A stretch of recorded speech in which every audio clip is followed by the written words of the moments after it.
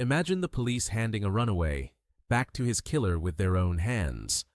In the summer of 1991, Milwaukee discovered that monsters don't always have fangs. Sometimes, they just smile like anyone else. Welcome to today's story.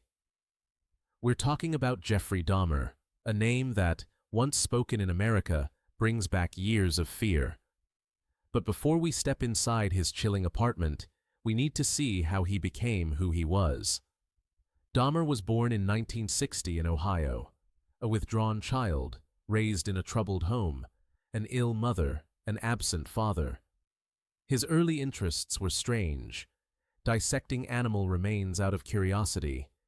As he grew older, the isolation deepened, and he turned to drinking at an early age. In 1978, at just 18 years old, he committed his first murder. His victim was a young man named Stephen Hicks. Afterward, his life seemed normal on the surface: college, the army, odd jobs. But inside, the pattern of a cold killer was forming. In the late 1980s, he moved to Milwaukee. The killings returned in full force. Stephen Tuomi in 1987, followed by a series of victims, mostly young men, many from minority communities. His method was nearly always the same: meet them in bars, offer money for photos, drug them, then assault and kill.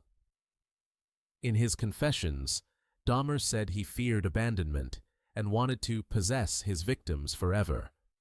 He even tried to keep some of them in a state of total submission using horrific, inhuman methods. For him, absolute control was the only cure for his loneliness. Residents of the Oxford Apartments, Apartment 213, often complained about strange smells and noises, but Dahmer always had an excuse: spoiled food, rotten fish, a broken freezer. With his quiet, polite demeanor, suspicion faded quickly. May 1991, Konarak Synthesomphone, a young teenager, escaped Dahmer's apartment in a terrible state. Neighbors called the police. Dahmer appeared calm, telling officers it was simply his boyfriend and they were going back home. The police believed him and returned the boy. He was never seen alive again. That moment became a permanent stain on Milwaukee's history. The story isn't over yet. The rest of the details will be in part 2.